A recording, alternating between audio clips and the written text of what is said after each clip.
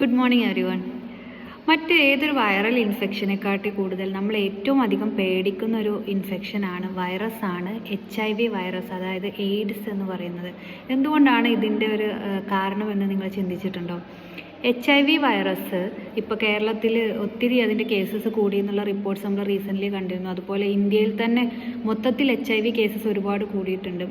HIV നമ്മൾ immunity, അതായത് പ്രതിരോധ സംവിധാനത്തെയാണ് ബാധിക്കുന്നത്. CD4 ലിംഫോസൈറ്റുകളെയാണ് ബാധിക്കുന്നത്. അപ്പോൾ നമ്മുടെ ബോഡിയിൽ എന്തൊരു എക്സ്റ്റേണൽ ഏജൻറ്റ് വന്നാലും നമ്മളെ ശരീരം പ്രൊട്ടക്റ്റ് ചെയ്യേണ്ട ആൾക്കാരെ മേലെയാണ് HIV വൈറസ് വന്നിട്ട് ആക്ട് ചെയ്യുന്നത്. അതുകൊണ്ടാണ് HIV വന്നാലും നമുക്കതിന് തിരിച്ചൊരു റിക്കവറി കിട്ടില്ല എന്ന് പറയുന്നത്. ബിക്കോസ് നമ്മുടെ ഇമ്മ്യൂണിറ്റി വർക്ക് ചെയ്യുന്നില്ലല്ലോ ആ ഭാഗത്ത്. പിന്നെ HIV നമുക്ക് പ്രിവെൻറ്റ് ചെയ്യാൻ പറ്റുന്നത്, നമുക്കറിയാം HIV സെക്ഷൽ കോണ്ടാക്റ്റ് വഴിയാണ് ഏറ്റവും കൂടുതൽ പടർന്നു പിടിക്കുന്നത് മറ്റു മനുഷ്യരിലേക്ക്. അപ്പോൾ നമ്മളെപ്പോഴും പ്രൊട്ടക്റ്റഡ് സെക്സ് ചെയ്യാന്നുള്ളത്.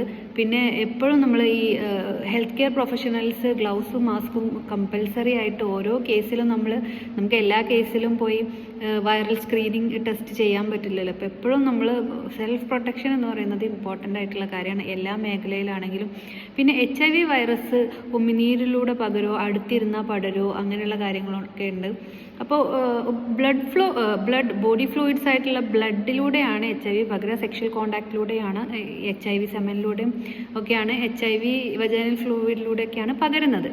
പക്ഷേ സലൈവ വഴി, ഉമിനീര് വഴി പകരില്ല എന്ന് പറയുമെങ്കിൽ കൂടെ നമ്മുടെ വായിലൊരു മുറിവുണ്ടെങ്കിലോ, ഇപ്പോൾ നമ്മൾ കുടിക്കുന്ന ഗ്ലാസ്സിനകത്ത് ഇപ്പം പറ്റിയിട്ടോ അല്ലെങ്കിൽ നമ്മുടെ എന്തെങ്കിലും കാരണം കൊണ്ട് നമ്മുടെ വായിലൊരു മുറിവുണ്ടെങ്കിൽ അതിലൂടെ HIV വരാമല്ലോ സലൈവയിൽ.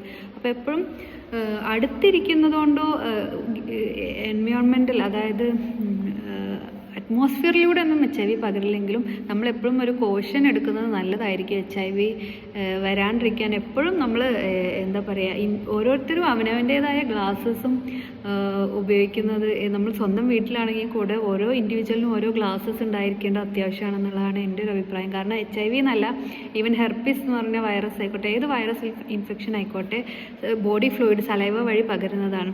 ഇപ്പോൾ നമ്മൾ ഹെർപ്പിസ് വൈറസ് ഉള്ള, ഇപ്പോൾ നമ്മൾ റീസെൻ്റ് ആയിട്ട് കണ്ടു, ഹെർപ്പിസ് വൈറസ് വന്നിട്ടുള്ള ഒരു ഉമ്മ വെച്ചിട്ട് ഒരു കുട്ടിയുടെ കാഴ്ചശക്തി നഷ്ടപ്പെട്ടു എന്നുള്ളത്. കാരണം ഹെർപ്പിസ് വൈറസ് നമ്മൾ വിചാരിക്കും ഈ ഭാഗത്തായിട്ടാണ് അതിൻ്റെ അൾസർ ലീഷൻ വരുന്നത്. അപ്പോൾ ഇത് മുതിർന്ന ആൾക്കാരിലൊന്നും വലിയ പ്രശ്നമില്ല, കാരണം അവരിലൊന്നും ഇമ്മ്യൂണിറ്റി ഒരുവിധം സ്ട്രോങ് ആയിട്ടുള്ള ആൾക്കാരിലൊക്കെ അതോടുകൂടി അങ്ങനെ പോകും.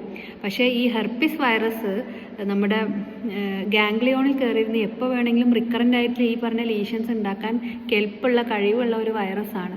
അതുകൊണ്ട് തന്നെ ചെറിയ കുട്ടികളിലൊക്കെ, ഇൻഫൻസിലൊക്കെ ഇത് ഉണ്ടായിക്കഴിഞ്ഞാൽ അവരുടെ കണ്ണുകളിൽ ലീഷൻ വരും. റിക്കറൻ്റ് ആയിട്ട് ഇങ്ങനെ ലീഷൻ വരുമ്പോൾ കാഴ്ചശക്തി വരെ നഷ്ടപ്പെടും. അപ്പോൾ എപ്പോഴും നമ്മൾ ഒരു വൈറൽ ഇൻഫെക്ഷനെ പ്രൊട്ടക്റ്റ് ചെയ്യുക എന്നുള്ള രീതിയിൽ നമ്മുടെ ഗ്ലാസ്, നമ്മുടെ പ്ലേറ്റ്, അതൊക്കെ നമ്മൾ സ്വയമായിട്ട് ഉപയോഗിക്കുന്നതായിരിക്കും നല്ലത്. നമ്മളൊരു സൊസൈറ്റിയിൽ ജീവിക്കുമ്പോൾ എപ്പോഴും അങ്ങനെയൊന്നും പറയാൻ പാടില്ല എന്നുള്ളതാണ്. പക്ഷേ ഇന്നത്തെ കാലഘട്ടത്തിൽ നമ്മൾ ഹെൽത്ത് നോക്കുകയാണെങ്കിൽ ഇൻഫെക്ഷൻസ് പ്രിവെൻറ്റ് ചെയ്യാൻ എപ്പോഴും അതാണ് നല്ലത്.